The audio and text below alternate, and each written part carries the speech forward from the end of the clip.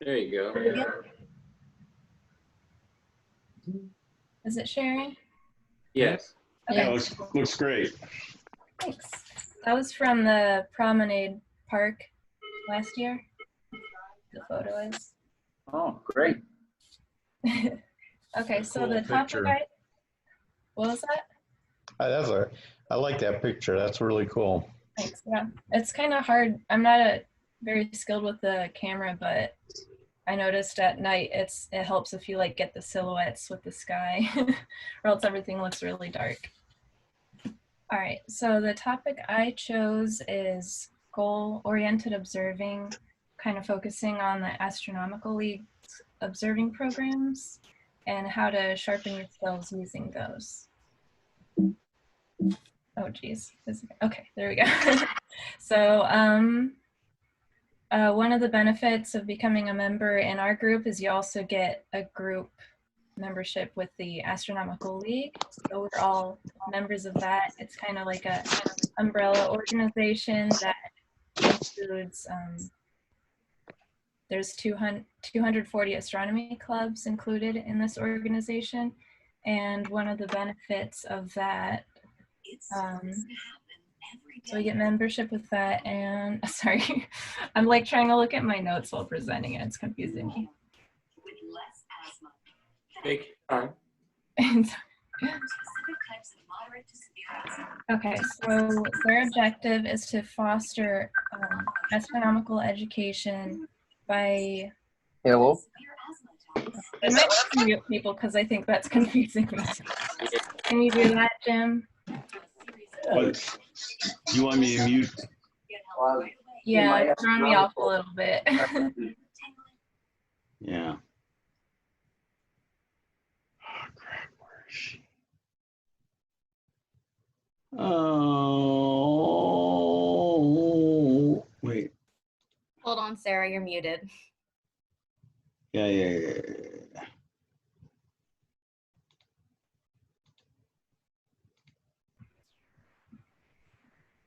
Okay. Okay, can you hear me? Yes. Okay, good. Everyone else is muted. Okay. Okay, that works. So the Astronomical League's objective is to promote the science of astronomy by fostering astronomical education, by providing incentives for astronomical observation and research, which we'll be talking about tonight, and assisting communication among amateur astronomical societies. So another benefit of having membership with them is we get, my dog's playing with the pillows now, but we get a magazine quarterly, and if you flip to the back of that magazine, there's a list of observing awards, which is what we'll be talking about, and hopefully this will motivate maybe a few of us to get our names in one of these soon. So all amateur astronomers love to stargaze, and the experience itself is often its own reward. So I would include myself in this because I get a lot of satisfaction from just looking up, and I know I've been a member for 4 years or so, but I haven't really like observed on my own that much yet. So I'm trying to like dive into one of these programs and kind of get a foundation on how to do that. So navigating the night sky can seem overwhelming to someone new to the hobby, which I would still kind of consider myself in that category. And also, if for those more advanced, you could be looking for more objects to discover. And these programs kind of give stargazers of all levels direction and encouragement. So my program I chose is Constellation Hunter for the northern skies, and that's kind of where I'm starting out to get like a foundation of how to find my way around the skies. So I started that. I'm still pretty new into it, but kind of working with the circumpolar constellations, that's what I've been focusing on to begin with. And it's kind of helped me because before I would look at the sky and I would like, if I had someone guiding me, if I was at the observatory, I could kind of know what I was looking at. But if I'm on my own, I'm kind of like, is that Venus? Is it Jupiter? Is it a star? So this is kind of helping me kind of get, know how to navigate it a little better. This is a page I found while I was researching this. This is the first member who earned the Messier Award. There are over 60 programs now, but it started out with this one program, and it was Catherine Delaney who earned it. And I included this in case anyone was kind of interested in how she did this, but there were 71 objects she had to record information on and find herself, and it took her, I think it said, over about 3 years, so it takes some dedication to get these awards. And there was a part I thought was cool. She used this one method where to find, I think it says M72, maybe I can find it. She says, I used my sketches to locate them, but in the case of M72, 73, I used the drift method, in which Alpha Capricorni is brought into the eyepiece and locked in, and then she just sat and waited 36 minutes, and then after a while M72 would be in the eyepiece. So I thought that was a cool way of finding objects. So it started with that one program, and now there's over 60. Since launching in 1967, they've awarded more than 10,000 awards, and I found out Phil Hudson is one of them. One of the awards you get from completing this is you get your name in their database, and I went to their website and typed in our group, and then his name popped up. So Phil, if you want to talk a little bit about your program, maybe you can unmute yourself, or Jim can unmute you to give us a little more detail. Okay. Gee, you threw a screen in front of me that don't ask me to name all those. Oh, you don't have to. Just to give an idea, he did that.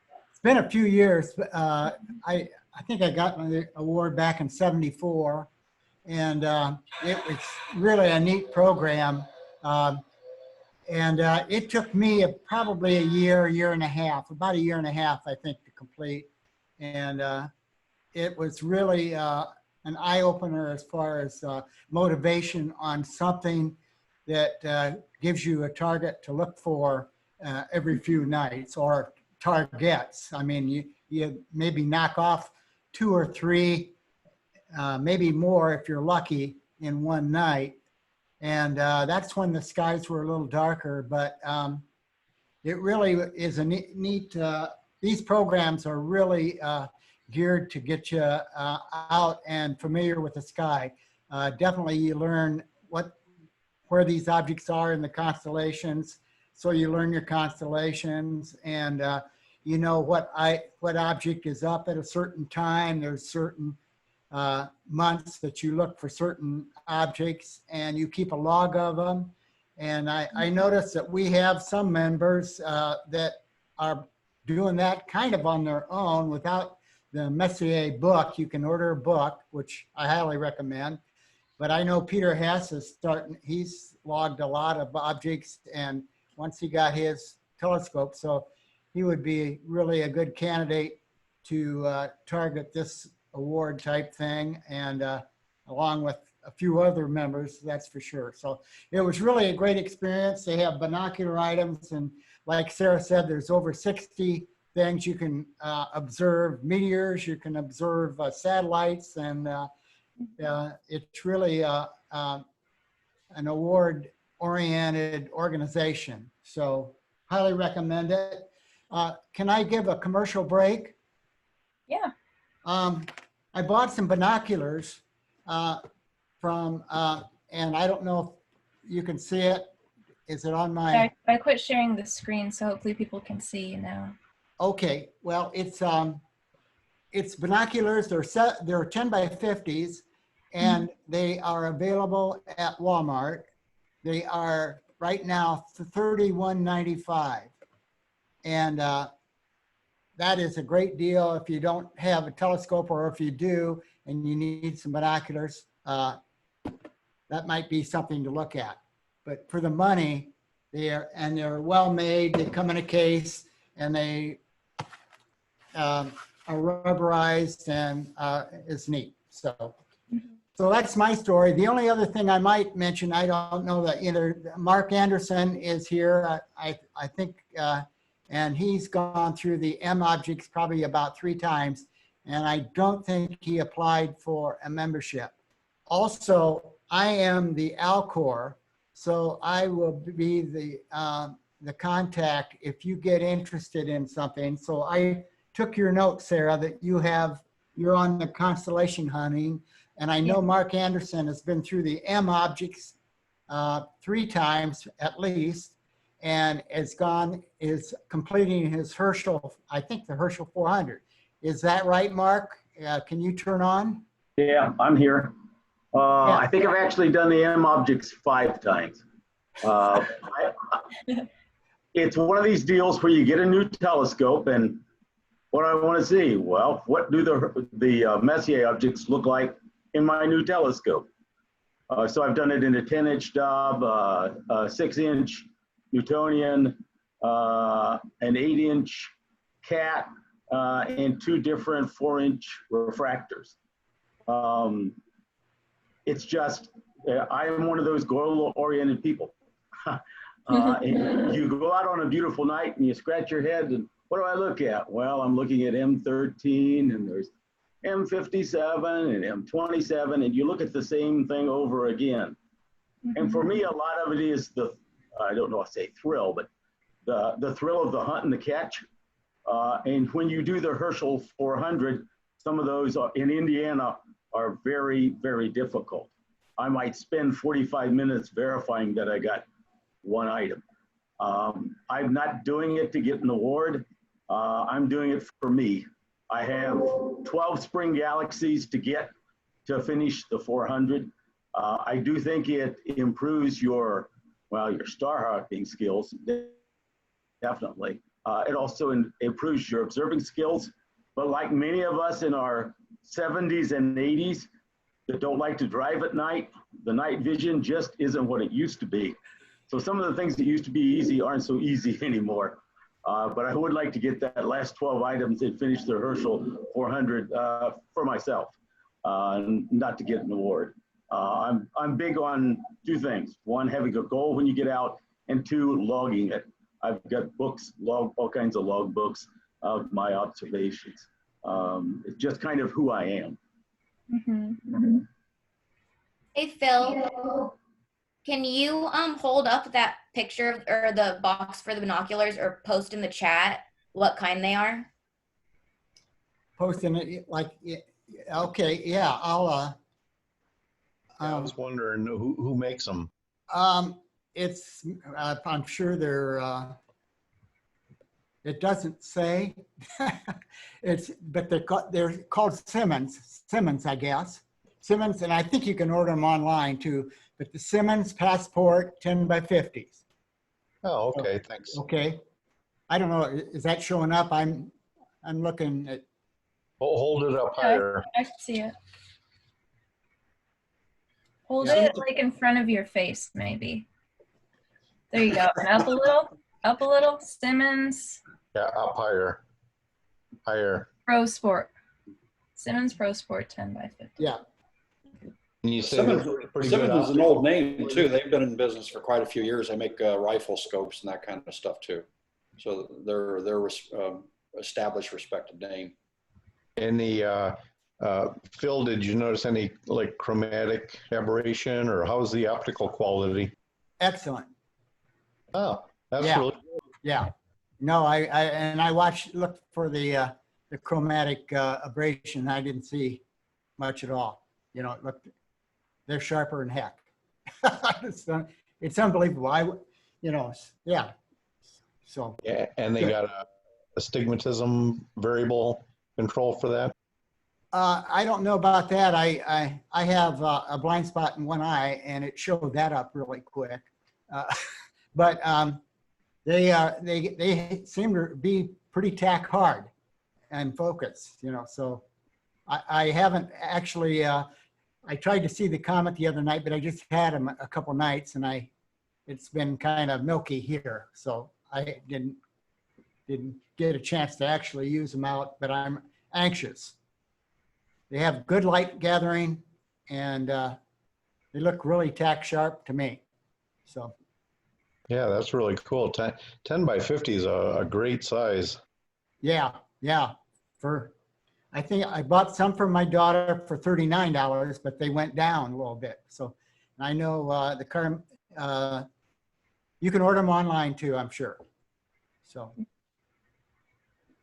if you need more detail, or you give me an email and I'll send you, the information. But they're Simmons Passport. Awesome. Thanks for sharing that.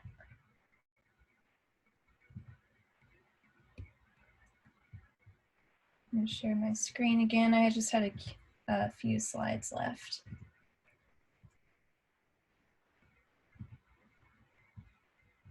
Okay, so these are just some of the pins you can win, or not win, but earn when you do one of the programs, and each one's unique to the program.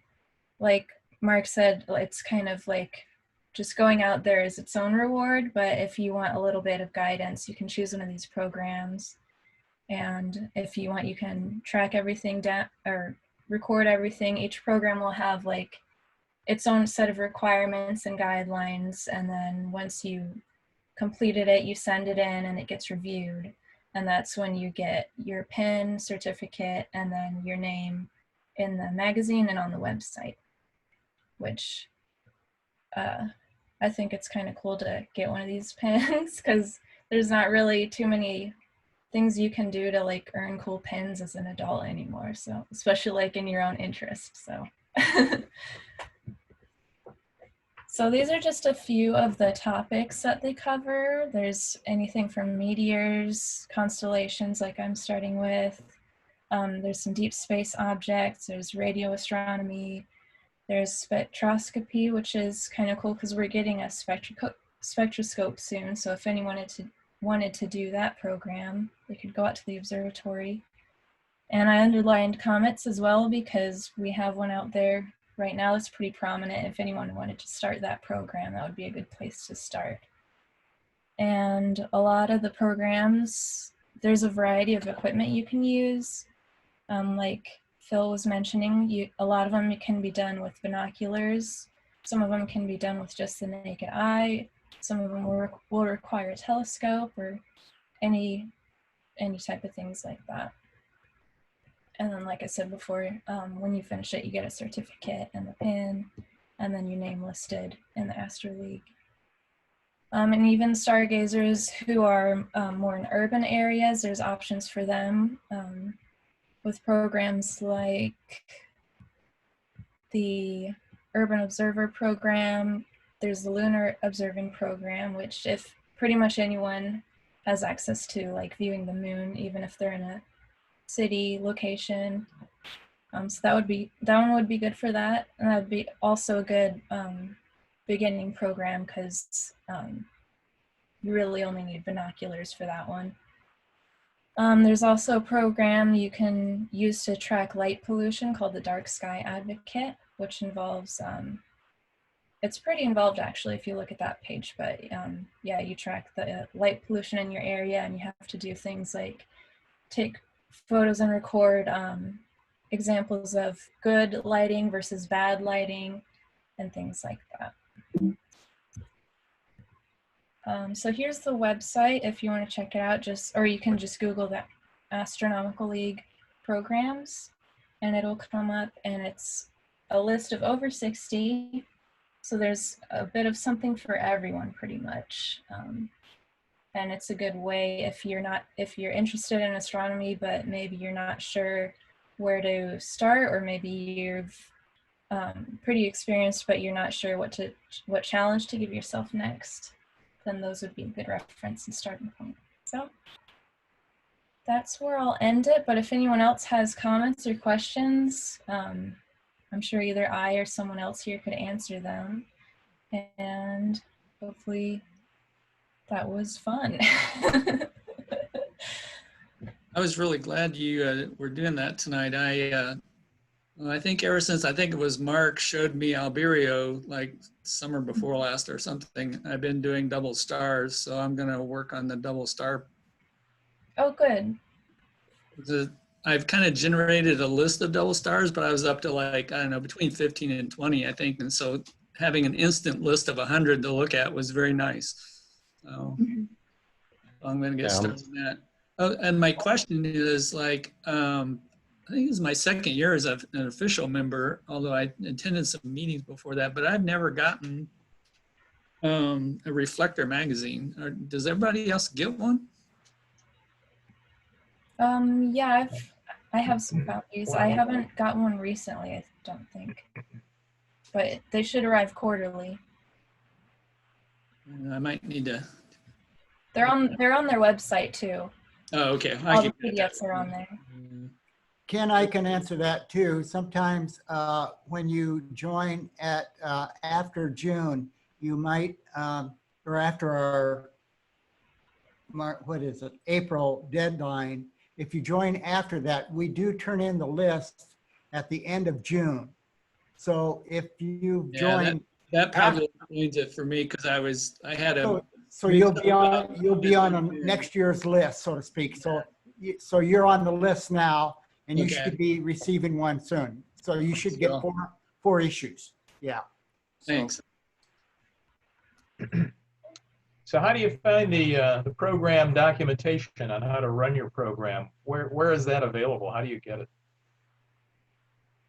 So on their website, they have it all listed out. Maybe I can share the screen real quick if I bring it up. If there's any fee involved, do you have to pay for the books or anything that go with it? How does that work? I haven't looked at any that involve books. With mine, if I can interrupt you, I have done a couple of the books. You do have to pay for them. They're not terribly expensive though. So here's their website with all the different programs listed out. Yeah, each one will have different requirements, and some of them probably have like recommended books and things like that. Well, Phil, when you got your award, did you have to pay for any kind of a guide or a book or a log or something? Yes. I think the books run from $8 to around $23 maximum. And I think my Messier book was like $3.50 at the time. You know, but I think they're about $8 now. So yeah, you have to pay for the book. And then if you get the award,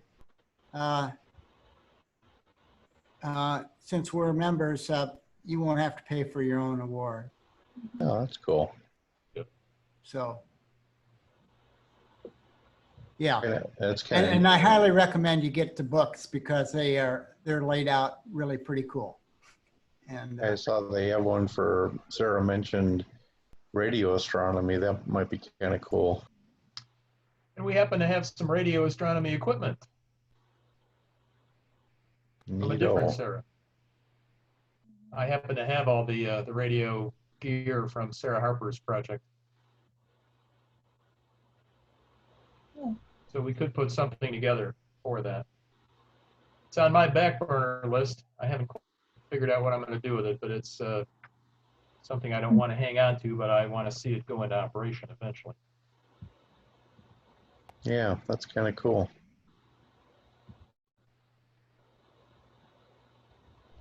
I think that the solar hydrogen alpha, the moon would be kind of interesting. Messier would be interesting. So there's 3 or 4 of them that I'm kind of interested in getting into myself. I just, up until recently, haven't had that much time to deal with it, but now's a good time to start.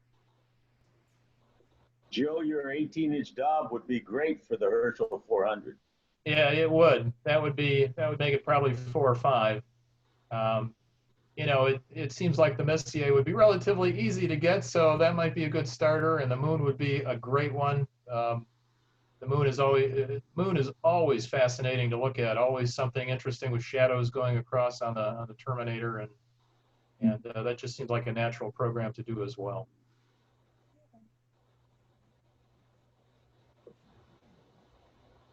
We got to get more of our names on that website so Phil isn't lonely on there.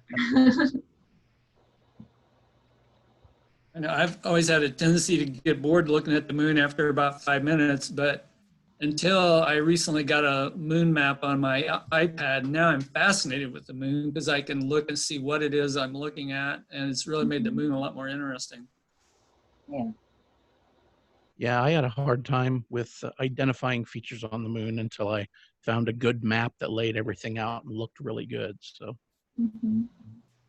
I get fascinated when I look at a map and I look at the size of the craters, and it's kind of neat when you see something small and you're able to positively identify, and then you look at the map and you say like, wow, that's like only 4 or 5 kilometers across, you know, like that's puny. It's pretty neat. Domes are that way as well. Domes are kind of an object on the moon that I didn't know about until relatively recently. And the idea of looking for little humps and hills on the moon, kind of fascinating. And they are kind of hard to find. You have to have the right lighting. So they're a technical challenge as well as just visually interesting. Another technical challenge is the tiny little rills. Hadley Rill, a number of tiny, in the first quarter you can hit a number of those tiny little rills, and they're a challenge. And then there are 3 very small craters, about a mile across each, named for the 3 astronauts, and they are a real challenge. It takes a good night to catch those. So there are a number of challenges as far as moon observation also. It says for the lunar program, there's 100 features, and they're broken into 18 naked eye, 46 binocular, and 36 telescope features. So. If you're looking for a good atlas, the Virtual Moon Atlas version 7 is out. It's kind of large. It's about 130 megabytes, but really does have some good pictures, good maps. Everything's named on it. You can search. It will do your Terminator simulation as you go by. So, and it's free. So take a look for that. It's listed in Cloudy Nights in their moon observing forum, and if you just do a quick search on Virtual Moon, you'll easily find it, and it has a link to it. So it's a good resource.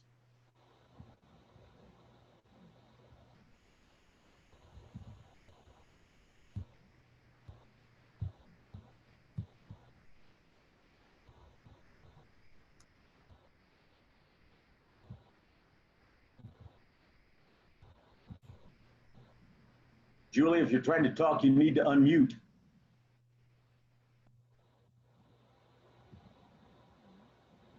There I go. I'm in the 20th century finally. I dropped the iPad too, so I apologize. But you had a great idea of something. This is very good that we all interacted, you know, or listened or whatever, learned a lot. And I never really thought much of the Astronomical League, but I'm going to go look at some of those programs to kind of light a fire under me somewhere. So excellent idea. Cool. Yeah, I wasn't really second sure. that. Thank you, Thanks. Sarah. That Thanks. was really helpful for me. A newbie, even though my mother was an astronomy teacher. Well, I'm glad, because I wasn't really sure like how familiar our members would have already been with it. I was like, am I just repeating stuff people already know? So I'm glad you guys got something out of it. Yeah, I appreciated it a lot. I get that magazine and I look at it and then I stick it in my magazine pile. So I'm to be honest, so I got about, I don't know, probably 40% of the Messiers. So maybe I can start recording them. Yeah. Well, you actually record them on the Sky Safari. There's like a way of logging them, which is pretty cool. But yeah, and I also started like this meeting. I streamed it to YouTube as an experiment. So maybe we can make some of this monthly content available on the web, site for the club and stuff. So, we'll see how it goes, Yeah, another thing while we're all here, if there's some kind of program you want to give or you want to have some ideas about, feel free to contact Sarah, or maybe take a few minutes to discuss it with her or something, or do it offline or whatever. So, she's always looking for good ideas of programs, and I think this kind where we all interact with each other is a pretty good one. Yeah. So. I Just- agree. Yeah, just stirring the pot. Yeah, I'll go Well- back to the double star one for a minute. I'm supposed to do sketches of those, which, is pretty easy to do, but then it was like, well, you're supposed to label north and either east or west on your sketch. And I'm going like, how in the heck do you do that? But I kept reading on the page and it told me how to do that. So I've already learned some stuff just from a couple of practice observations. So. Excellent. Well, I learned something the other night. I mean, it might sound trivial to other people, but I didn't realize it. With a good pair of binoculars, not only can you see Jupiter, but you can actually see a couple moons around, and I never knew that. So. Hey, Julie, I got to tell you something. A long, long time ago when I was in junior high and I just got started in astronomy, and I had a little 2.4-inch Unitron scope. I remember I was set up. This was we were out in the suburbs of Detroit, and I was looking at Jupiter, and my mother came home, and my mom has eagle vision. I mean, I definitely didn't inherit her eyes, but she's got incredibly, incredibly sharp vision. And she pulled up in the car, and she came out and she said, "Hey, what are you doing?" And I said, "Oh, I'm looking at Jupiter there." And she looks up there, and she looks up naked eye, and she says, "Oh, yeah, and those little stars next to it." And I did a double take, and I said, "You can see those little stars next to it?" And to prove it, I said, "Which way are they going, and how many?" And darn if she didn't pick out 2 or 3 of the moons naked eye. I had to invert it, because I was with a refractor like that. But darn if she didn't do it naked eye. I was incredible. And then I read years later in Sky and Telescope that there is a certain percentage of people that have very, very, sharp vision that can do it. She apparently is one of them. Wow, that's interesting. I'm not. I knew that because I pulled the binoculars away and all I saw was a light. The Jupiter, I didn't see the moons. So yeah, that was kind of fun. Well, we got anything else to, or? Hey, I do have one Shannon? thing. I just wanted to make sure I sent an email out about photographs of Comet Neowise, if anyone was wanting to submit them to Sean Walker, who is the associate editor of Sky and Telescope magazine. He is looking for photos to put in the next issue. I'm not saying whatever photo we send him is going to be in the issue, but he is looking for photos of the comet. So if anyone's interested, I will put his email address in the chat. Okay. I think Ed and some other people have some good photos of it. So yeah. When I was turning on, Sarah just posted a link or something to Astro, send photos, and I sent one photo. And I don't know if they could, how many people are going to send or whatever like that, if they want to forward any of them to Adriana or whatever like that. We'll just go ahead. If you have any photos you'd like to submit, just go ahead and send those to Sean Walker. And I'm putting his email in the chat right now. And just send it directly to him. Okay. I think it just popped up. Yeah. Julie, Yes. Yes. I've got a 3-minute video that might be of interest. We lost June Gladfelder this past month, and she was one of the early people shortly after she joined in 2006. She and a bunch of us went down to McDonald Observatory. And while I researched my archives, she kind of put my mind to that. And I found a quick video that I took of the Hobby Everly telescope in motion, and some of the maintenance that was being done on it. It's about a 3-minute video. And if you've got the time now, I can call it up and show it to you. Well, Sure. Sure, go ahead. I think Let me see what I can do. Right. Get it on screen. That'd be great. Geddes, were you guys going to show some photographs here tonight too? Yeah, Phil volunteered me to kind of showcase some of the pictures of the Moo group. So I threw a handful of them in a subdirectory, and I can show those when Jean is done. Okay. I didn't know June had passed. That's sorry to hear that. I did put a little note on Simmons Passport binoculars on the messages. So I think you just click on messages, I think, don't you, to bring that up? Mm-hmm.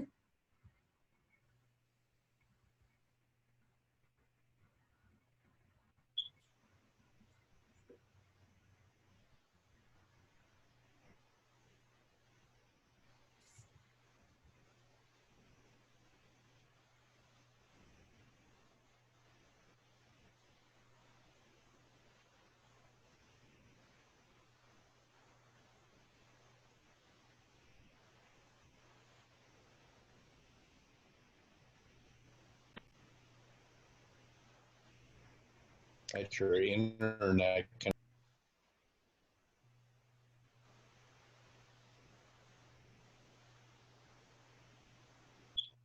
Full screen, Gene. Yeah. To the right there on the bottom, click those arrows and it'll make a full screen.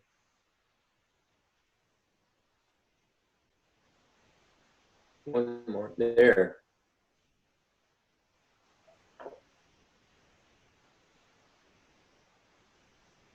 And you may have to redirect your audio. Oh, yeah.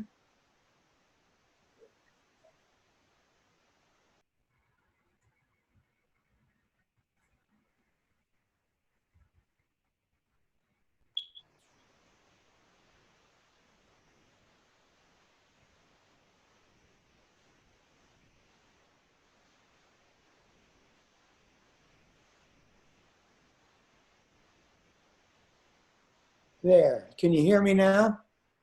Yeah. Okay, I was trying to give a commentary on this. This is, I'll go back just a little bit. You saw this thing moving. There's a bunch of pipes and things in the back, but the actual mirror is in there, and it's made of a compact composite of many mirrors together, and you'll see a little later the structure underneath it that allows each mirror to be adjusted individually.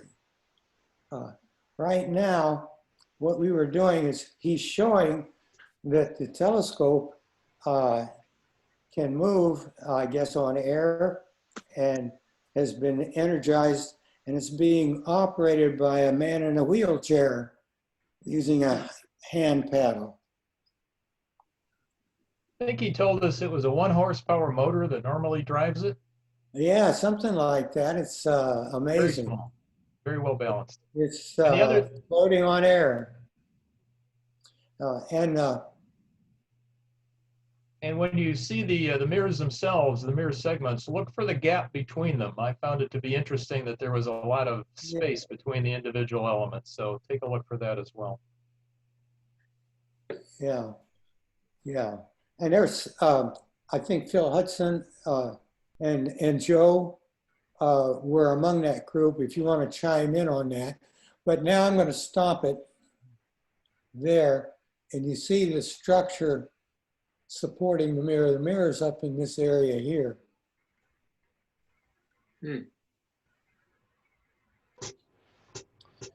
And it is a monster. How big is that mirror, Gene? Do you remember? 30 meters. Wow. I think. I'm not sure. Joe, do you remember? More like 6 meters. Maintenance on it. We got these guys in a cherry picker, and they shove them up over top of the mirror using a boom through the pipes, and they use CO2 to vapor blast the mirror to clean it. And they give it a regular cleaning. If you ever wondered how they kept the thing operational. So I thought it was an interesting segment. Wonder if we can do that on the 16th. Get a gremlin inside with a CO2. We'll run it through Mike's car wash. Here he is finishing up. Gene? It's sort of like sweeping everything into the dustpan. Where is this? Was a question? Where is this? This is at McDonald Observatory in Texas. Wow. Wow. Huh. Man, if they ever dropped something on there, they'd be. Well, it looks like they just pull a mirror and replace it. Yeah. I'm going to stop this here. It went back. There's something I wanted to show you. I'm going to go ahead and whip it through again. I didn't get there in time to stop it. So here, just a minute. Gene, it's 11 meters. Okay, here we go. Okay, notice this pattern on the right. This is somewhat out of view. This is a map of the individual mirrors in that telescope. So it gives you an idea of the size of it. So this is the control console. Yeah. Well, interesting anyway, that the. I'm sorry, Gene. I was just going to say it's interesting that the mirrors on the edge, they cut them. They didn't leave them full. They actually cut them along a straight line. Well, I don't know. If you look at this, looks like I'm seeing a serration here. Yeah, but go back to that diagram that you just showed.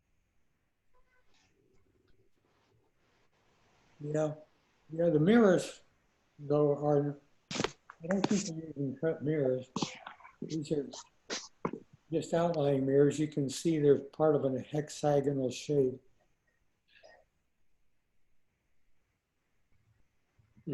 Okay, but that's all I have. So I'll get it back to you. Yeah, find the right way to do it. There we go. Stop share.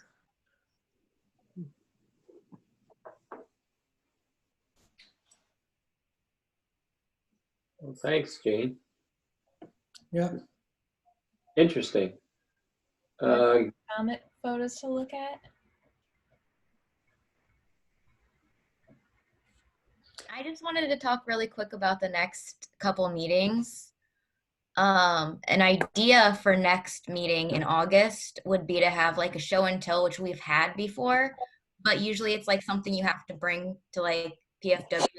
Where now like we're all at home, so you could show whether it's like a telescope or a picture. I love the comet pictures, like something, you know, you have at home that you wanted to display. We've had like the man on the moon coin, that was pretty cool in like previous meetings.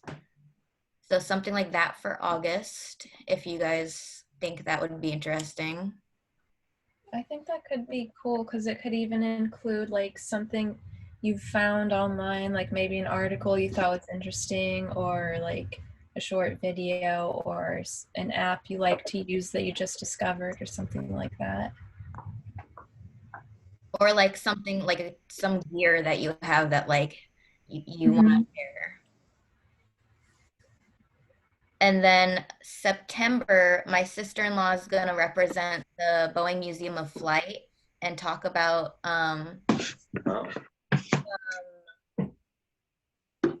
you can talk about like what they do there, what they're big on like virtual planetarium shows, so I think she's going to talk about that a little bit, and then just like the Boeing Museum of Flight. So What's the museum? the Boeing Museum of Flight, it's in Seattle, Washington. In Seattle?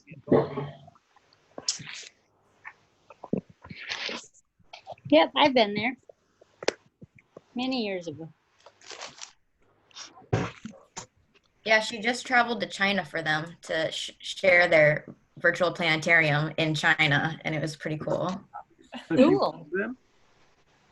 Does she work for them? Yes. Oh. Mhm. She like teaches for them. Great. And does a lot of stuff with kids, so it's pretty cool. Pretty cool. Except for the virus part. Yeah.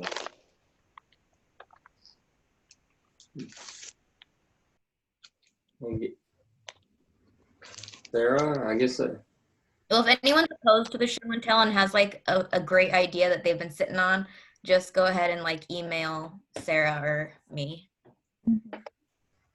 I think, yeah, I like the idea of the show and tell because it can be more kind of interactive like this is, where we're just kind of all together hanging out and just sharing information and stories. And I love that we have like 50 people today. Well, that's good. We had 31. 31. It was great. I think it's a good idea. Yeah, I'm on board with that. Sure. Okay. Keep up the good work. You too. And then did you guys have any pictures? I got Of some Comet from Neowise? I got some from the Moo group if you guys want to see. Sure. Fire Yeah. away. No, we don't want to see him. All right, you close your eyes. Kick him off, Jim. Kick him off. Jim, if you would do me the honor and unmute me. You just muted him. You're muted, Geddes. There you go. Yeah. All right, that makes it easier. All right, let me see if I can figure this out. You can always unmute yourself, or you can hold down the space bar while you talk if you like. Oh, how can I unmute myself? I knew about the space bar. Up the top. Up at the top. Yeah. Or it might be at the lower left as well. In mine, it's at the lower left, but yeah, okay, I see it now. Okay. Okay. Yeah, well, it says mute. All right. Well, let me see if I can figure this out. If Phil can do it, I can do it. All right. Share screen. There we go. Let's try this. There we go. All right. Are you guys seeing? Yep. Yep. Okay, cool. So we had a lot of pictures taken. I went back a little bit further. Like I got some from June, since you know, we're not exactly the end of the month, so I just grabbed a couple like from the middle of June on. But some of the pictures are taken by members of the MOO group, but they're not Fort Wayne astronomical members, so I'm trying to get them to join up, but some of these names you may not recognize, some of them you will. Let me start out here. Okay, there we go. So this was taken by Bill Needham, who is a member. I was hoping he'd show up at the meeting. He was here earlier. Was he really? Darn. Okay. I wonder what happened. I asked him last month, and he mentioned something about not having a mic or something, and I said, well, that's all right, you know, just use sign language or something. But he took this with, he's got one of these new scopes. It's called a RASA, R-A-S-A. It's made by Celestron, I guess, and its claim to fame is it's a very wide field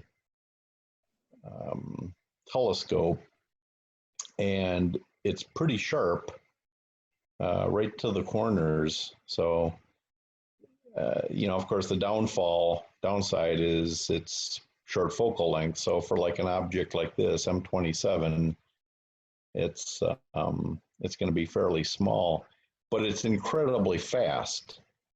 This telescope is like, Phil, do you remember? It's something like F2. Yeah, it's like F2 or 2.5 or something ridiculous. Yeah. So you can capture, Bill can capture as much light in just a few minutes as it would take me imaging for like an hour. So it's really crazy.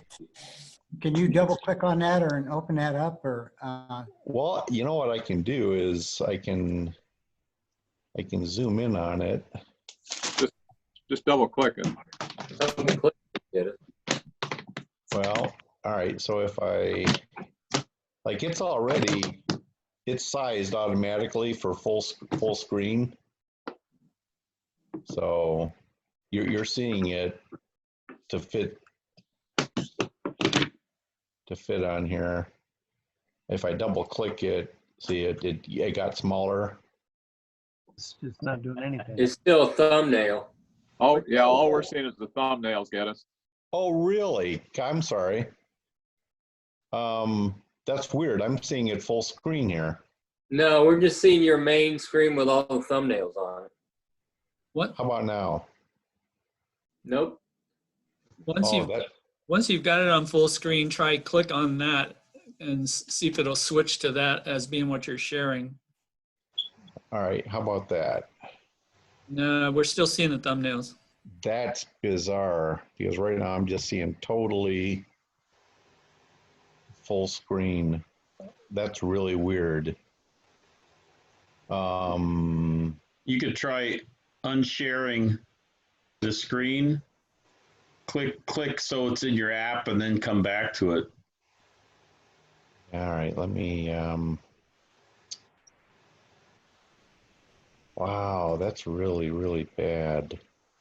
Yeah, when you start a share screen, it gives you options of like sharing your whole desktop, like everything on your screen, or sharing a window. So maybe you selected share a window or something. No, it's share screen is what I did. Mm-hmm. That is really weird. What's Okay. under the view menu? Does that give you any options up near the upper left? Upper left. File, home, share, view. What's under Yeah, it that? says resume share, new share. So what's under view? View. Next one to the right. Oh, there isn't a view up on top to the right. It's on your desktop. Yeah, it's on the desktop. Oh, Not on Zoom, but it's, well, we're seeing your desktop right now. all right. So you're seeing my mouse moving around? I can't see it. No, I don't see it moving. Okay, so this ain't working. Let me try. Now you're, There you go. Now your Go up mouse to is the- working. Okay, The so menu bar. So go up to the Click menu on bar. view. yeah, I'm at the menu bar. What do you want? Well, you're not high enough. Keep going. one more. Keep going. There. View. All right. Change it to large icons at least. Oh, no one there. It already is. It Or defaulted to extra large. large. All Is right, that so all? there's extra large. Yes. Well, What happens if you double click one? Well, and that's what I did, and it opened it up in something it's called window. Edge. It opened it up in Edge, Well, which it's a is little bigger. which is right here. But you guys are telling me right now you're still getting a thumbnail, right? Yeah. Right. yeah. Right. Larger. Yeah. So I double clicked that, You and need- I'm seeing a full page. Yeah, you need to share the edge, not your file manager or whatever you got there. You know what I'm saying? Yeah, I think if you quit sharing and then click share screen again and then select Edge, then you'll show that expanded view. All right. So I quit share. Now my options at the bottom are share screen. Is that what I want? Yes. Okay, that's what I did last time. Now So select the Edge program with it big. All Yeah. right. Open it up first before you share. Oh, all right. Stand by.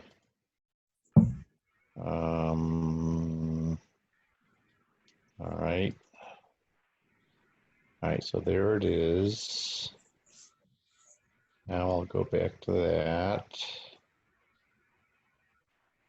And there we go. I'll do that. Hopefully this will work. All right. There. There we go. Yeah. Yeah. Very good. All right. Thanks, guys. We're all going to know how to do Zoom real well once we get most of this. Yeah. Good job, get it. Yeah, sorry about that. Jeez, oh Pete.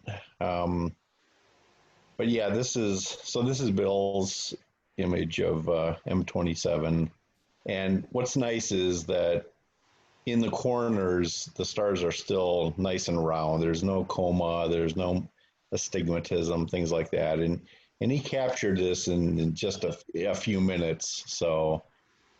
But of course, the problem is it doesn't have a lot of focal length. Phil, what is the focal length? I think it's around like 400 millimeter. Is that right? Yes. Yeah. Yeah. Okay. Yeah. Yeah. So, 400 millimeter, it's not the right focal length for a small object like M27. So, Well, he's also using a camera with a very large chip in it. yeah, which does allow, like, for example, I can zoom in on it. There you go. Yeah. And so, That's still clear, zoomed in. yeah, I was really impressed. I mean, considering how much I just zoomed in, and his stars are really nice and round, and there's no chromatic aberration on them, and Yeah. so that turned out. I thought he did a really good job. All right, let's go to the next one here. So this is another shot from Bill, and I guess it's let's see, M106, and it's a really wide field, but also just like before, you know, you can zoom in on this sucker. Wow. And Wow. look at the lot of detail. galaxies. Yeah, look at the galaxies that he's got in here. Wow. And he did this Wow. in just a few minutes. It's boggling. It really is mind-boggling. It would take me and my f7 scope, I'd have to image for like an hour and a half to equal the amount of photons that he has captured here. These little galaxies are just incredible. I could stare at these pictures that he takes. What would happen if you would put a Barlow on that? How would that affect his picture? Well, it would work. You know, you would double the, instead of being like an f2.5, it'd be an f5. So that would trade off. Huh? Yeah, exactly. There's no free lunch. Can you try zooming in a little bit more? Oh yeah. Still phenomenal. Is that good, Michael? Yeah, that's cool. Wow. That's And then quite like a view. That let's angle see. spiral up to the upper right is pretty amazing too. You're right there. Yeah, it's just something. I mean, there's just tons of these little galaxies sprinkled all over. And you would normally miss them, you know, if you look at the normal full view, because like somebody mentioned, he's got a really big, I think Peter did, he's got a really big chip size. So anyway, let's see what else we've got here. Are these images stacked? Yes, he did capture, I don't have the details written down, but he did stack a small number of them. Mm-hmm.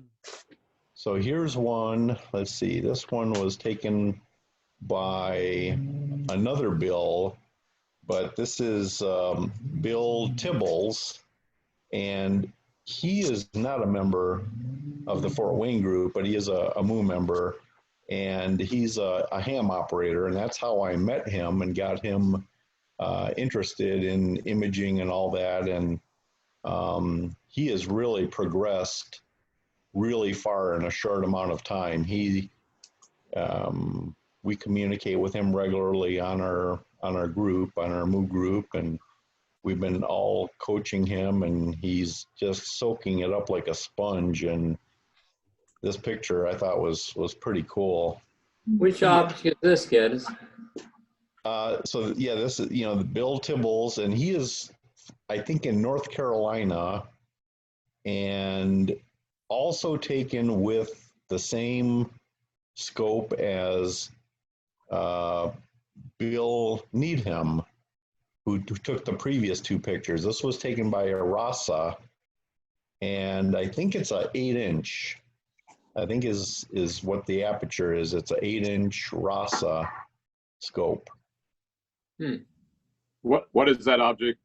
This is the veil. The western part of the veil. That's the called the network. That's really strange coloration. Yeah, I wonder how does he get that?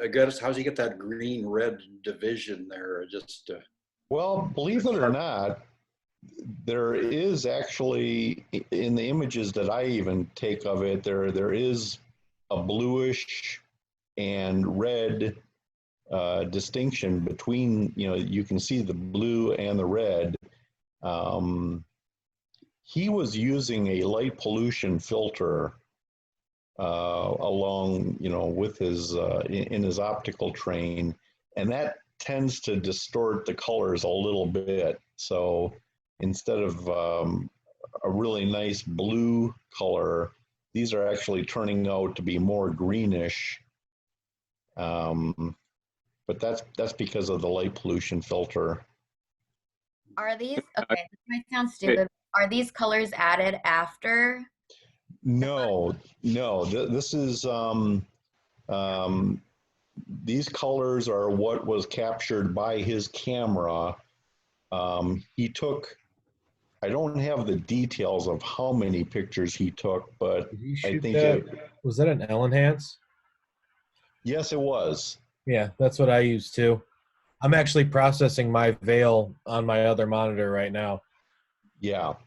That's why my video's not on, because I'm processing right now. Yeah, okay. Glad you can make it, Dan. Yeah. Thank you. By the way, how do you pronounce your last name, Dan? Vranic. One more time? Vranic. Vranic, okay. Thank you. I was making some notes here, and I didn't want to embarrass myself by botching your last name there. No, you're fine. Wouldn't be the first. But yeah, this light pollution filter is something relatively new, and it's really, really effective. Light pollution filters up to this point really have been pretty, well, they really botched up the colors really bad, and they weren't really effective for knocking out the light pollution. But this particular filter, they've got a couple of different flavors available, and this one just does an awesome job. I might chime in here. I have, my background for this Zoom meeting is a section of the veil, the Western Veil, that I took with my DSLR camera, and you see the blue, but you don't see the red, because it has. I can see the red. Well, I'll tell you what, when we're done, I'll show you my version, Gene, also with a DSLR. And I don't remember, I think mine may have been a modified camera, but your Nikon camera, Gene, is already sensitive to hydrogen alpha. So yours does a pretty good job all by itself. I had to have mine modified. Yeah, I do have some red, but not as much as you see here. Yeah. In your shot. Well, I don't want to mess up my screen share, since you guys got me set up here and it's working. I want to keep going, and then when I'm done, I'll go pull up my image of this with the DSLR, and we'll see how much red, and you'll see some of the blue in mine. But let me keep going while it's working. And see, this is what happened last time. How would I send you like an image? I've never used Zoom, so this is new. Since I'm just about done exporting my East Veil, if you wanted to see it to contribute to that one. Of course, when it's done. All right, so hang tight. All right, well, hang tight, and let me finish these. It's still rendering an APP right now, so. Yeah, you just hang tight, and let me go through these, cool. and then you can share your screen, and then we can put yours up there. Cool. So yeah, I noticed this happened before. Like my right arrow is missing. Yeah, we're not zoom seeing out completely, Geddes. You left it zoomed just a little bit, so take it back to 1x and you'll probably be okay. Could you zoom a little bit on that one? There you go. Okay. Just real quick. Oh, zoom it up? Yeah. How's that, Michael? Yeah, that's cool. Yeah, let me pan around for you. Yep.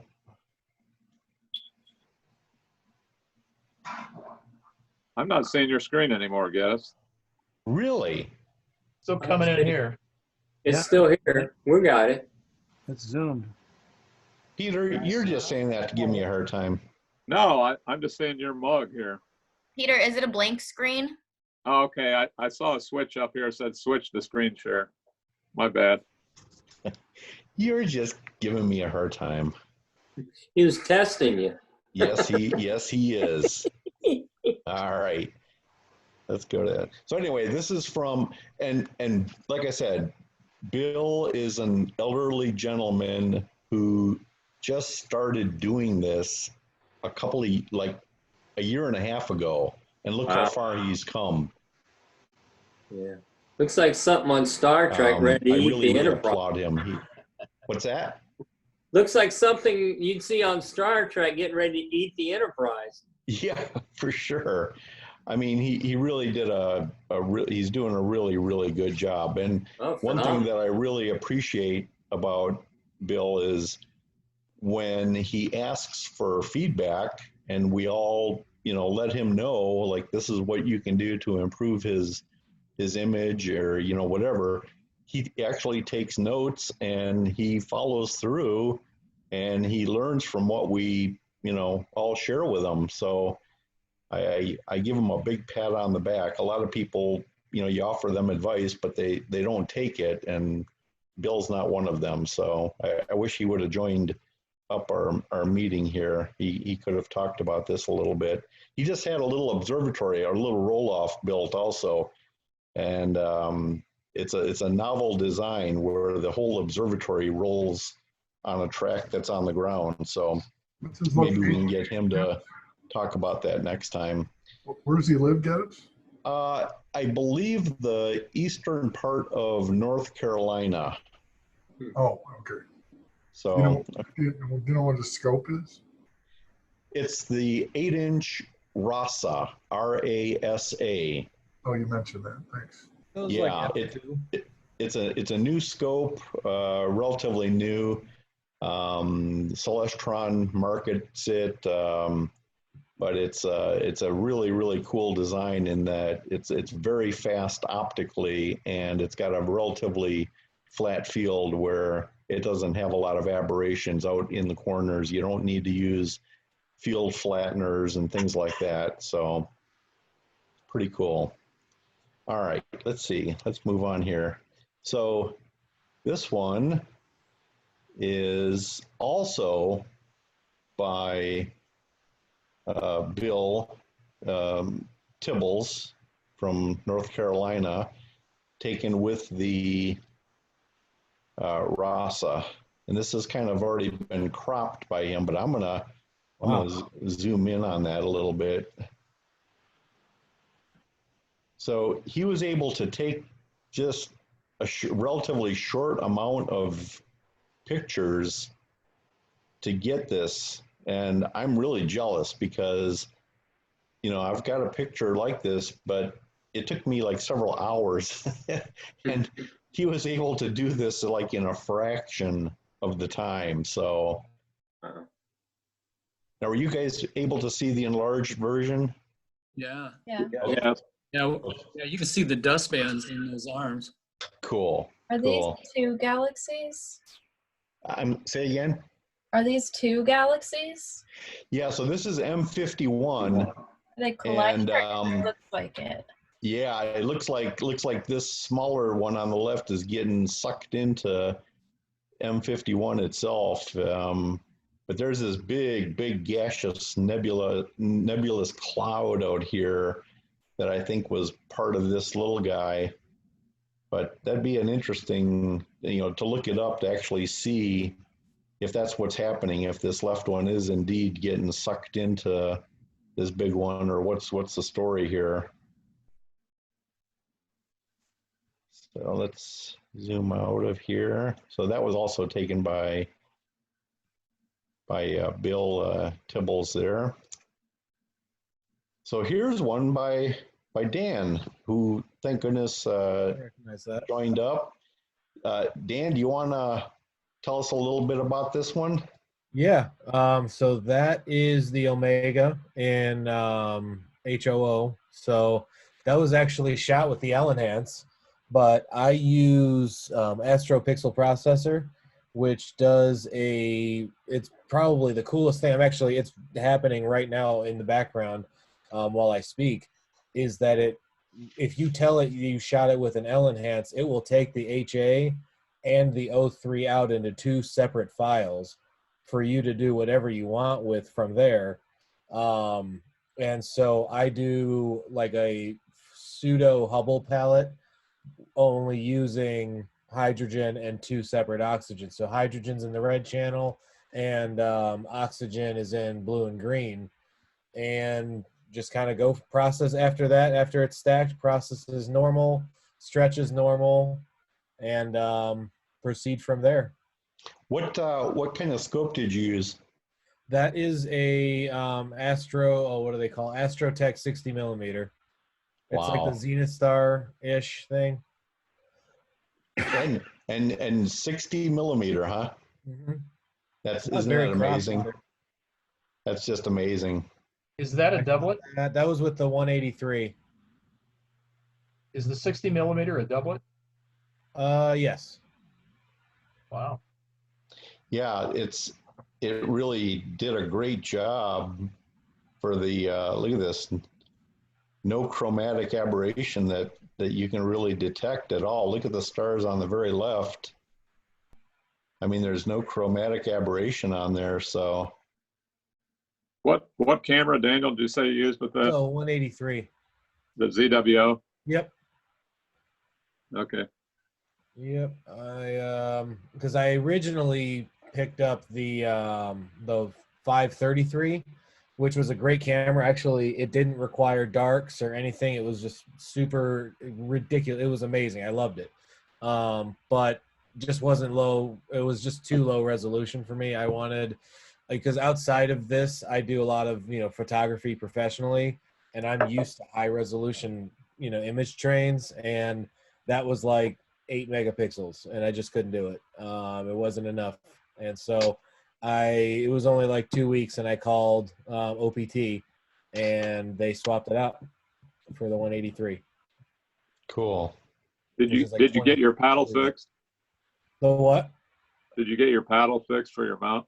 Yeah, I did. I got it replaced under warranty, so that was nice. What kind of mount did you use there, Dan? Unfortunately, I'm using an AVX right now.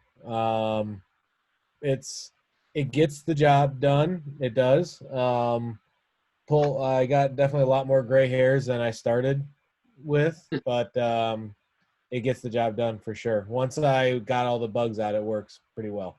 Now, I got to plead ignorance. You said AVX? Yeah, the Celestron. Oh, okay. I'm very, very behind on my mounts. There's been a explosion over the last 5 years of new mounts available, and that is one of them that I'm just not familiar with because I just haven't been keeping up. That's their lower end for astrophotography. Right. Yeah, Okay. it was like $900. Yep. So okay. In hindsight, buy an EQ6 because I wouldn't do that again. I would not buy my mount again. But now that I have all the kinks worked out, it's fine. But it was a long road to that. Okay. You want to talk about this one? What are we looking at? Sorry, I'm in Photoshop right now. Let me see. Oh, hello. Yeah. So that's the Eagle, of course, but in the same process. So that's also in HOO. That was actually shot with the 533. That was the last thing I shot with the 533. I actually shot that the night, like in my car, the box was already, like it was boxed up and the cables were wrapped. Everything was ready to go back to OPT. Like I took the camera off the mount and put it in the box and mailed it. So it was the last thing I ever shot with it, but I love it. That was my first real experiment with HOO, was seeing if I could pull out that middle region. Very, very cool. Yeah, very, very sensitive. Where was this shot at? What kind of skies do you have? This was at StarQuest on the pads. Oh, see, yeah, that's nice seeing compared to what I have here. As far as I live pollution. downtown, so this sucks. Yeah, I've got a lot of light pollution to the north from Fort Wayne, and then to the south I got Bluffton, and to the north I live literally downtown, so I can shoot the planets, which I just did. I just shot Jupiter and Saturn on Friday. Which that was my first time ever doing planetary, and I gotta say I was very happy with it. But I do have to. I've never barlowed an SCT scope and then tried to image with it, so that'll be what I'm trying tomorrow, and I'm very curious how that's going to work. I have done some Barlow stuff on the planets and stuff. We can talk about that on the Yeah. Moo group if you want. Yeah, I'm just, because I'm typically doing, 60 or 80 millimeter refractors. Right. Going to 2,000 millimeters is it's a jump. But then Right. once I see that detail, I need more. Right.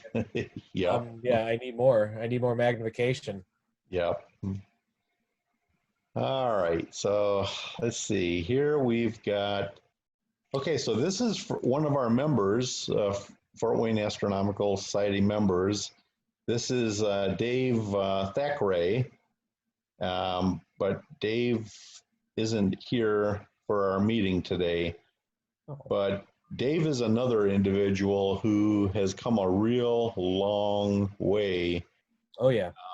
When he joined our group, he was definitely a novice, just learning about the basics, but he took notes and he kept trying. And, unfortunately, we all stood by him. We gave him feedback and he just kept getting better and better and better. And I'll tell you what, like the detail in his M51 is really amazing. Yeah, I'm really proud of him.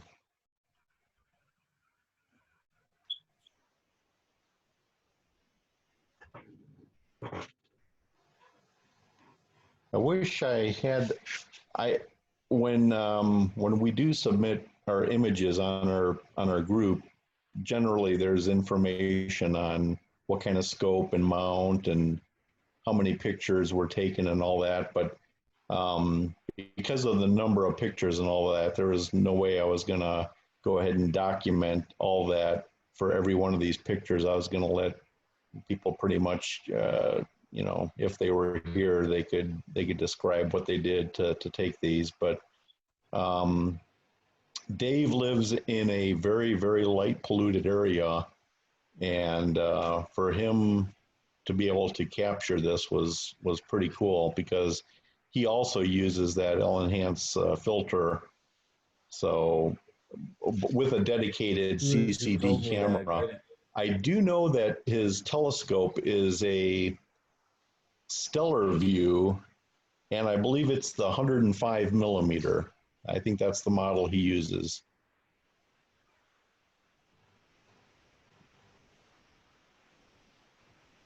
Hey, Gaddis. Yeah. You guys can continue, but I'm gonna have to bail out. I got something I gotta do. Okay. So I enjoy looking at everything. Good meeting and worked out really well. Okay, we'll catch you later. All right. I'm bugging out too. Goodbye, everybody. Bye. Night. Bye, Julie.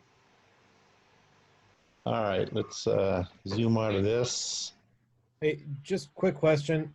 Yeah. My MacBook, because I'm rendering like 3 different projects right now, if I'm too loud, let me know, because it sounds like I have like a lawnmower in my room right now. No, no, back to you're mute. fine. Nope, you're fine. So here's another one from Dave, M81 and M82. Some really nice detail. I mean, check that out.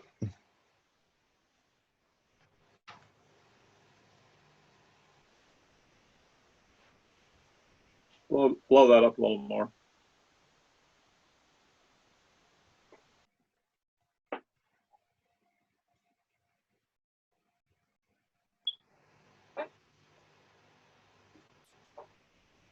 Do you guys have these pictures saved out on a share anywhere, like Google Drive or anything like that? The Moo group is actually being hosted by Google. So every picture, every post that we make and everything is on Google Groups. So yes, they've been saved and archived for us via Google. Okay. So let me, so again, this is with a 105 millimeter refractor. So this is kind of what started the madness. One of our old regulars, Dave Wilkins. Yep, good old troublemaker. Actually, it was Phil and Dave and Gene who took me in and took me under their arm and made me welcome to the group. And we kind of made the Moo Group a long, long time ago. But Dave hasn't been able to image as much as he wants to, but he got bit by the bug the other day, and he went out with his cell phone. And Dave lives in a very light polluted area, and he grabbed this with his cell phone. So that kind of lit a fire under a lot of our butts, and we decided, hey, we should take advantage. And I couldn't image the darn comet because I didn't have a battery for my Canon. So I had one on order, but it hadn't come in yet. So all the cleared nights that we've been having, and I couldn't go out there and image the comet. Well, finally, the battery came in, but it was a partially cloudy night. And so I was only able to get some kind of mediocre pictures of the comet. But this one is by Dave Wilkins. So I'm really glad to see Dave is still imaging and interested in all that. So that's from him. So maybe Ed can talk about this one. Yeah, that was the one I sent you. And Geddes, I'm still trying to work on getting a full file for you to, I still haven't been able to do that. No, that's all right. But anyways, this was an M5, and this is something a little bit different. My telescope here was a 7-inch Takahashi, and it's mounted on Ioptron here. And I was using my night vision intensifier thing here, just hooking it up to 32 millimeter Plossl, and that's just a single 2-second photo. And so I just want to point out, I mean, it's not as the sharp or crisp as everything else, but if we ever have public meetings and stuff again, I can visually, you can see this if I have this stuff out there, and I can do the same thing with the veil and the other things that are using the hydrogen alpha filter. The only thing is using the night vision thing, it's in black and white, so you don't get the color. But for something like this, it adds 2 to 3 magnitudes to a 7-inch aperture, which gives me, Peter, what did we say it was, about an 18 or 20 or something? 2 to 3 magnitudes. Probably so, yeah. Yeah, and and you still only have like a 9-pound telescope. So it's a very light thing. It's very easy to transport, and it's just, you can do some things there. So it's just a quick, it's different from what everybody else is doing, with all your post-processing and everything like that. But to me, it's fun, and it's just different. And if we ever do have public viewing and stuff like that, I mean, you can see, and I just haven't been out there again to try to do M13 or a couple of the other ones too. So cool. That's all I got to say about it. But I will keep trying to get you a file someday to. No, that's fine. I think it's very, very cool. What you said was, someone is able to walk up to the eyepiece, right, and see this. Right. That's the incredible thing. And like you said, this was a 2-second exposure. It's just, it's really fantastic. So it speaks for itself.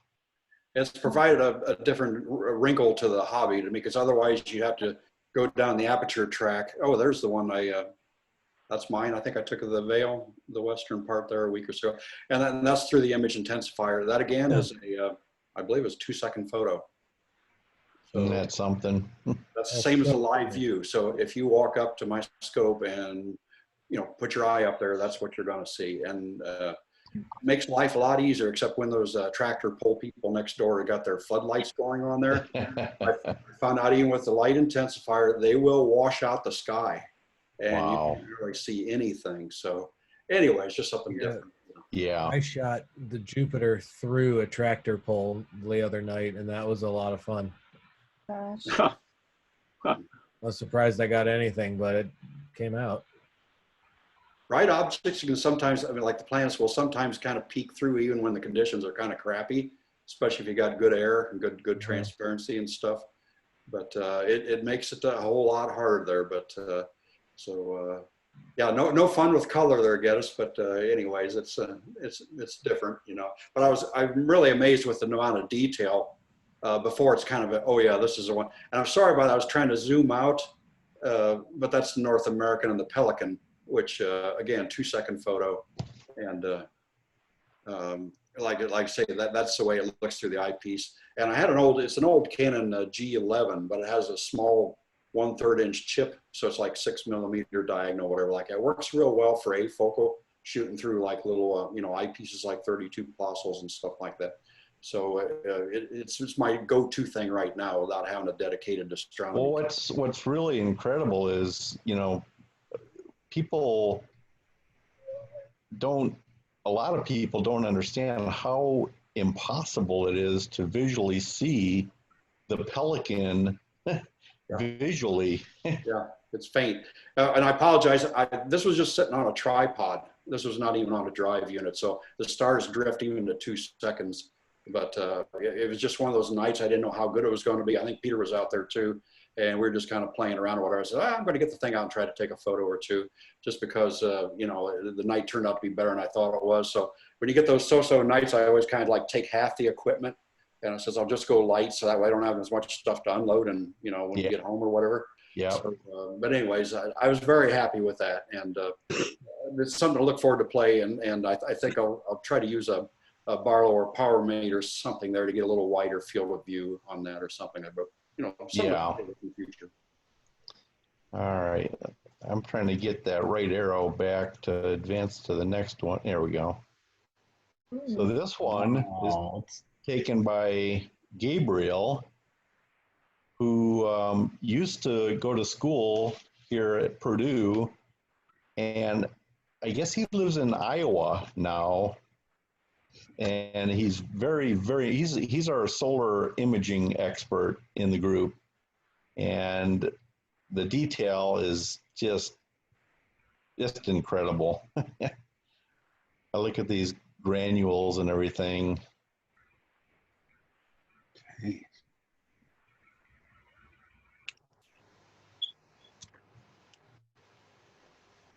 Geddes, was he the one that asked the question about sharpness on the filaments and the prominences? Recently? Yeah. He wanted how to get a sharper thing on his prominences. Oh, yes. And I suggested what I do when I shoot planetary images. If I try to focus on surface details, my sharpness is not as good compared to if I focus on the edge. I will focus for the sharpest edge to make possible, and that typically results because, you know, seeing is constantly changing.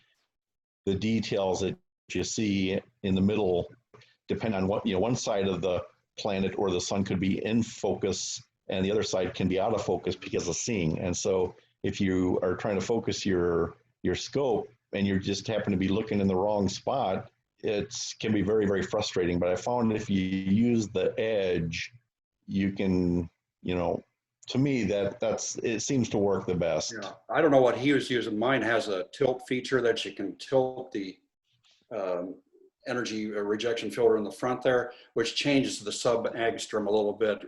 If you want the prominences, you got to have a higher number like 0.7. And if you want the surface, you go down to about 0.5 or something like that. So it's kind of tough to do each. And I don't know what exactly, if he has a Coronado or he has one of the other ones. Yeah. That's my next goal is to get it. Have a solar filter. You know, if the solar picture was a single shot or whether he's shooting video and selecting good frames. I believe it was a single shot, Joe. on the prominences is to shoot video and then harvest the stuff, as you know. Yeah. It was a battle. Yeah, yeah. So this one here, this is one that I grabbed once I finally found a battery, and I was fighting outside, but I thought, you know what, let me just put my camera on a tripod and shoot that way, because my observatory and my mount do not have visibility of the comet. I have a tree line that just completely wipes out anything from the northwest to the south. So I had to just put my camera on a tripod, and I just took a bunch of 5-second long exposures, and I just made a quick animation here to show what it looked like here through a Canon DSLR. And that was Saturday night, wasn't it? Yes, it was. I can tell by the position of the comet. Yes, those two bright stars. So then I thought, well, okay, so then this massive, massive cloud front, it took about 35 or 40 minutes for it to pass. And then it finally did. And it was darker, but still I had a lot of sky glow from Fort Wayne. And let me see if I can pull that one up. Yeah, so I ended up with this picture here. Nice. Oh, very nice. Wow. And you can see some cloud streaks here. But you and still you got can- some ion trail. Yeah, Phil pointed that out, that this ion trail pretty much went clear off the top of the image. I was really surprised that with just 5-second long exposures, I was able to capture that. I just Was this tracked? I missed that. no, this was Okay. just on a fixed tripod. Gotcha. That's going to be on Thursday when I go out. I was thinking about just taking a normal tripod and DSLR and seeing if I can get something like that. Right.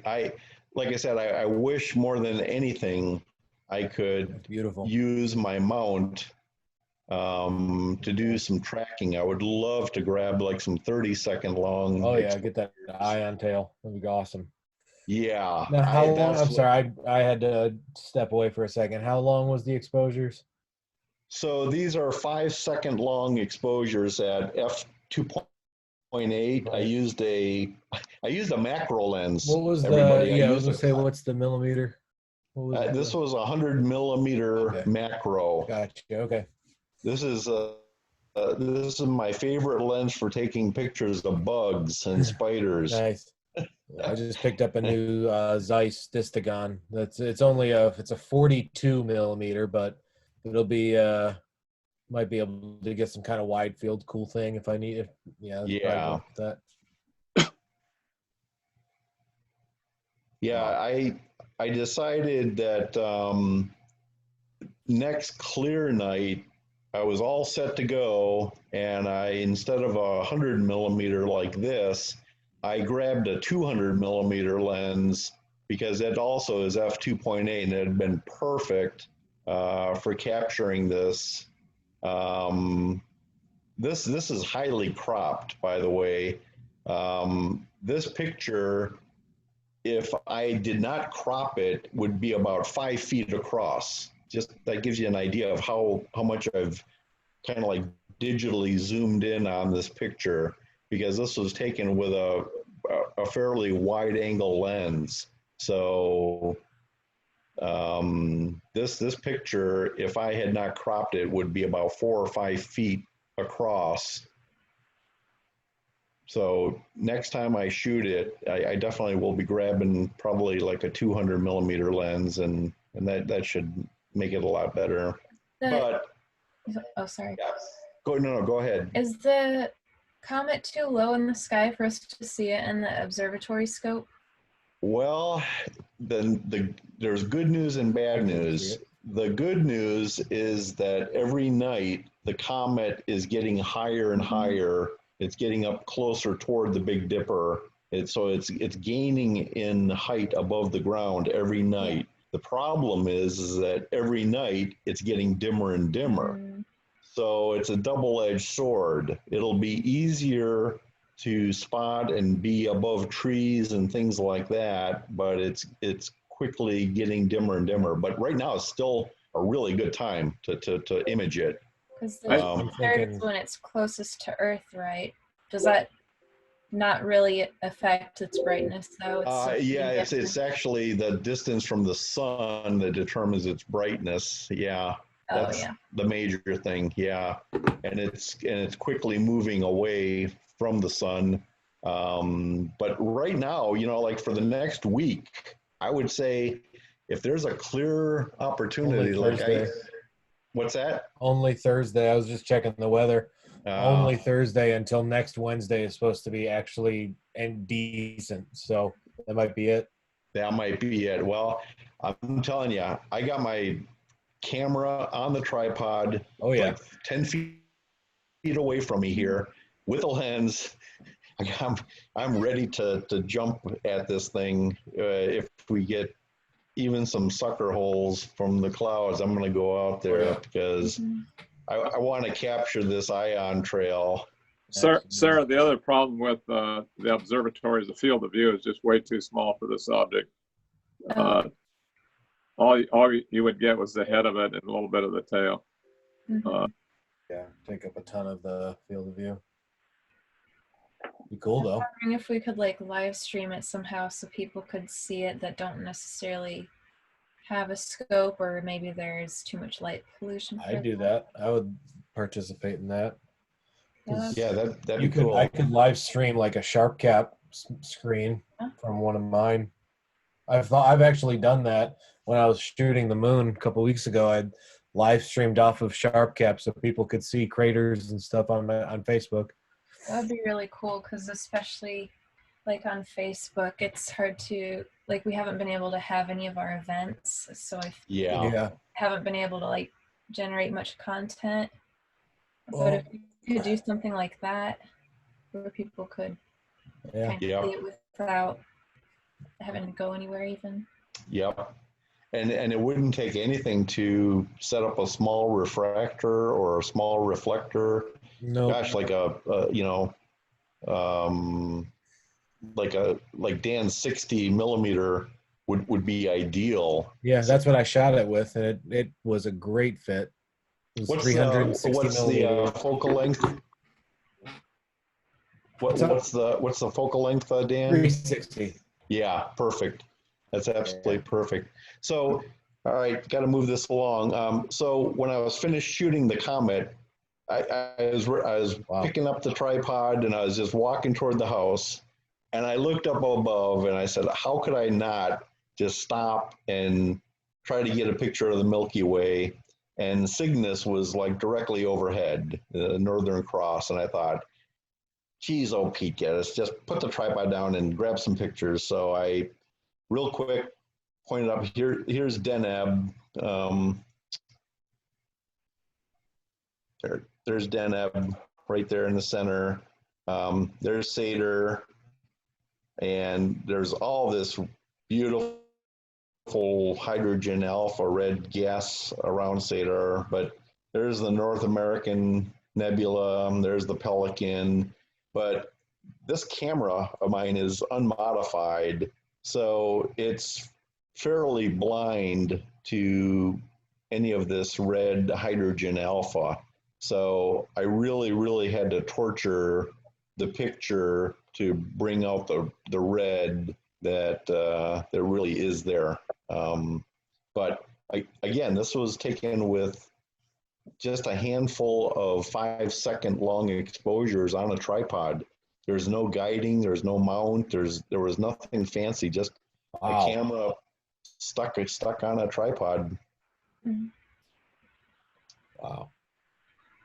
All right, let's see here. So this is our newest member, and her name is Nila Augustniak, and she's been in photography for many, many years, but she really wants to get into astro imaging. And so she's really interested, and she took this image, same thing. She's got like a 12-year-old Canon, which I also have had. It's a good workhorse. And she put it on a tripod and had a telephoto lens, a 300 millimeter, and she grabbed this exposure here. So really, really cool that somebody on their first attempt is able to get the comet picture like that.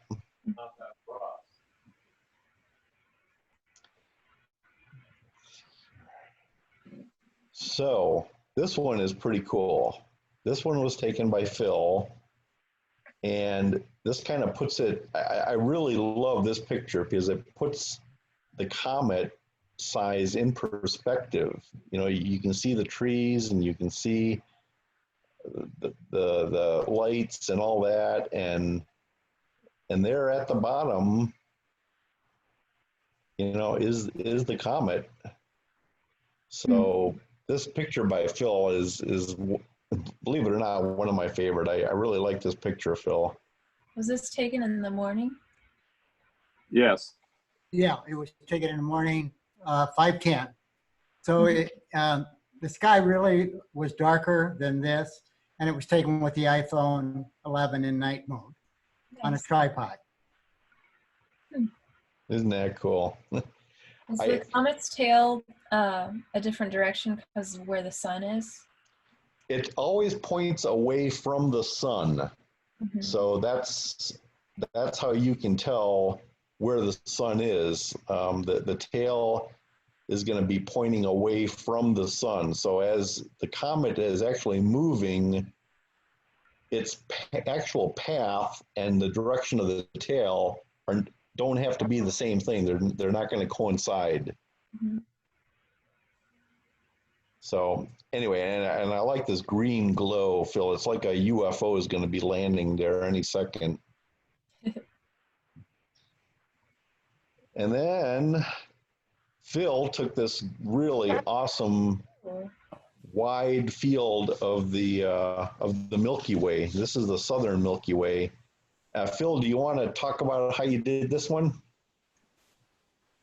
It was just taken with two cameras, actually the same, the SL1, which is just a standard camera, and then I had one that was modified, and then so I was shooting with two cameras on a mount.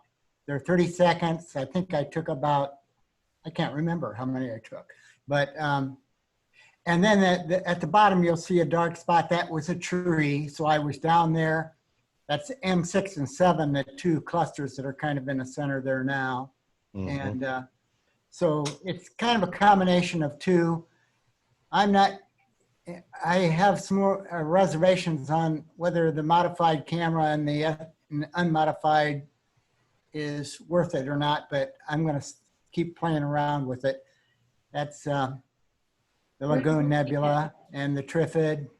And so wide angle shot. It's fun to take. And what lens did you use? 250 millimeter lenses he had. I can't hear you, Phil. What lens? Yeah, it's Canon 50 millimeter. Okay. Yeah. The Nifty 50. Yeah, Nifty 50. Yeah. Where did you take it? That was that's at the observatory. Wow. Yeah. So that's just beautiful. I mean, to know that that's directly overhead, just is kind of boggling. You can't see it because of the tractor pulls. That one's not directly overhead. That's that tree down there tells me how close to the ground I was. So I was at the bottom. So that's the southern part, and that's not up very long actually, because that's M6 and 7, and you only have about 2 months of observing time for that to come around. So I actually, I can never shoot the southern horizon because I got the glow from Bluffton. So I get like everything from about halfway down is just total washout for me. Well, you see that there's a little green at the bottom of mine, and I did some work on taking out Yeah. sky glow. Yeah. Yeah. So we've got, I think some of you would say that you're very, very knowledgeable observers and know most of the objects up there, but I'm going to give you a test. How many of you can name this object here? Yeah. That's Phil's nebula discovery. Yeah, that's embarrassing. So this is the Phil Porter Nebula. Yeah, I know what that is. So Phil, that looks like a globular and somebody's got a flashlight shining in it or something. Is that what that is? Well, Phil, why don't you fess up and tell them how you discovered this nebula? Well, I was at a restaurant and outside, and the sun was setting, and my porter beer was throwing an interesting nebula on my menu. So I took a picture of it, and I thought, well, that'd be cool to kind of insert into a star shot. So it did get us out of bed a little bit. Unfortunately, it's all phony. It's all phony. All right, so I just want to, since we were talking about it, let's see here. I want to go back to the Vail picture.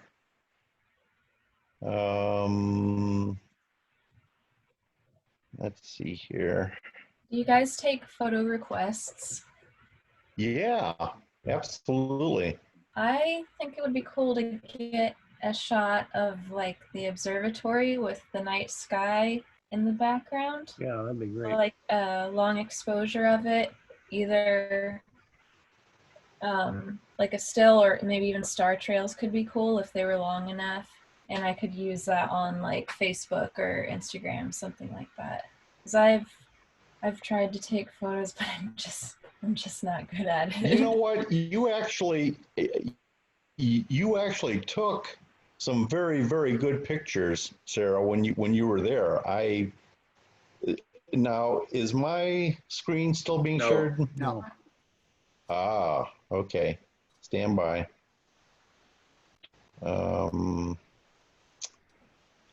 All right, hang on. How do I get, boy. Now Bill Needham shows up. Boy. How do I get everybody back? Oh, boy.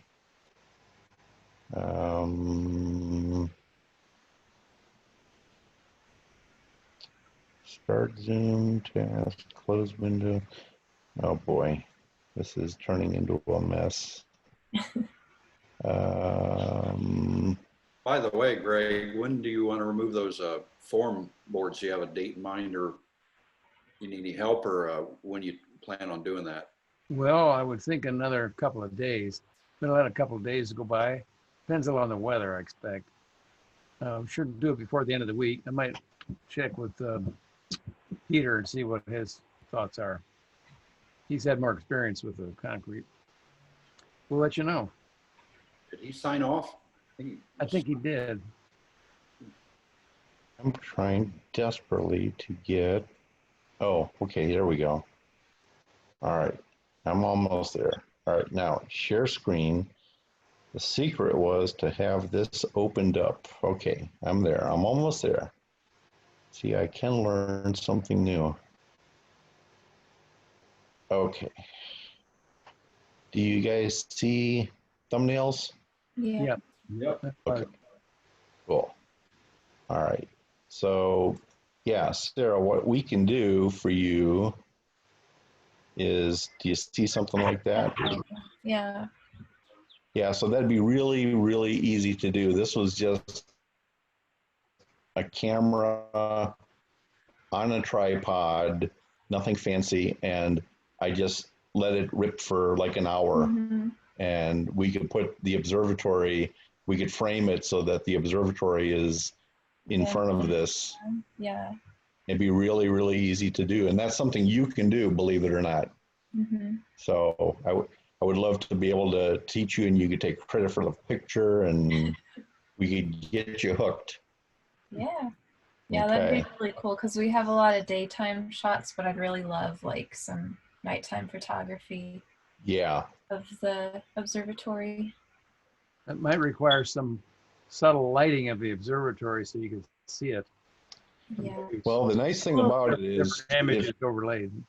well, the nice thing about it is when you end up taking long pictures, like an hour's worth of exposures, Light up, wouldn't it?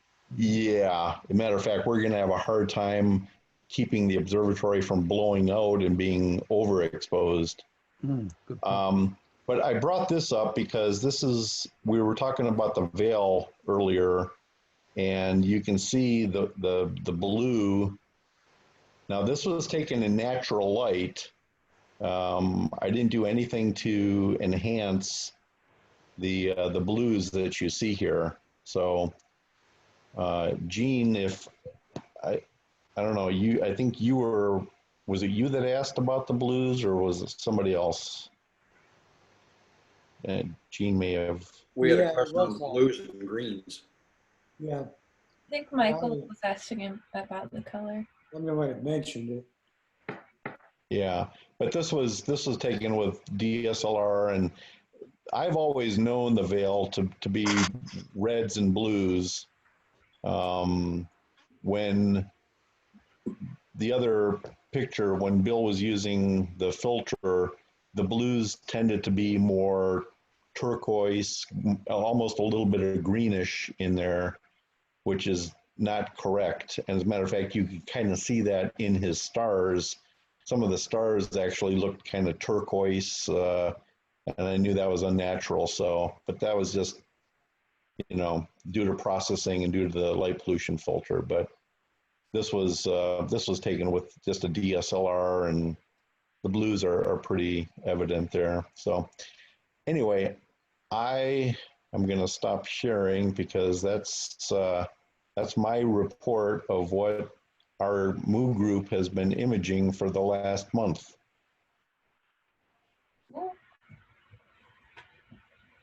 Awesome, Gaddis. Thanks. Thanks for sharing. That was great. Cool. Thank you. Yeah, it'd be a program in and of itself. Maybe later in the fall you should put one together. I'm a chicken shit when it comes to presentations, but I can do this. So yeah, Decide that you can do it. You got screen sharing down after tonight. You can do it. Well, with your encouragement and seeing it, Sarah did it, so I can do it. So that helps.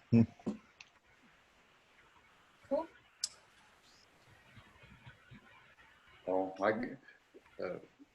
Well, either Jim or Sarah, you're the officers in charge to vote to end the meeting, I guess, huh? Oh. Julie signed off. She left us. Well, Sarah was the one conducting the meeting, so I'm just gonna, if you guys don't have anything else, I'll let her finish it up, Oh, before we go, Sarah, you have a blank check to grab any image off the MOO group for you to use to promote FWAS. That's just it's a given. It's a stipulation. And if anybody has a problem with that, then it's too bad. It's just, that's the nice thing about owning the MOO group. I'm just making that rule that whatever is on our group, it's also can be shared with FWAS in any way you see best to promote the group. That's what I want to, that's the way it's going to be. So if you see something, you want to grab it, you want to put it on Facebook or Twitter or whatever, you don't even have to ask. I'm giving you permission right now. Okay. And then if you need any more information, you can contact that person who posted it, and they can give you more details if it's not in the post already. Okay, cool. Yeah. Works for me. Okay. Thank you. Well, I think we covered everything. So I release you all. Or you can hang out here too. That's fine. But it's getting late, so I think I'm gonna go to bed. Yeah, if it was clear right now, it'd be perfect time to go shoot that comet. Oh, Yeah, it would. too bad. Hopefully we'll see some clear sky on Thursday. I've seen it about 4 times. I saw it on July 6th when I was out in New Mexico with binoculars. Had to get up 4 in the morning to do it, but yeah, it was worth it. It looked really cool. But I did get a really nice view of it on the 9th out west of Fort Wayne. I got out where there was no bright lights west of me, and it was a pretty good view. Hopefully I get another view or two before it's too small to really see. yeah. I'm so eager to get out there with a longer focal length lens than what I use. I didn't know what to expect, so I grabbed 100 millimeter, and I went out there and I shot with it, and we had the clouds. But now that I see how big and bright this thing is, boy, I know exactly how I would attack it. So yeah, I had my 72 millimeter refractor out with a 35 millimeter eyepiece, which gives me about a 4.5 degree field of view, and the comet went from one end to the other. Wow. Amazing. Yeah. Cool.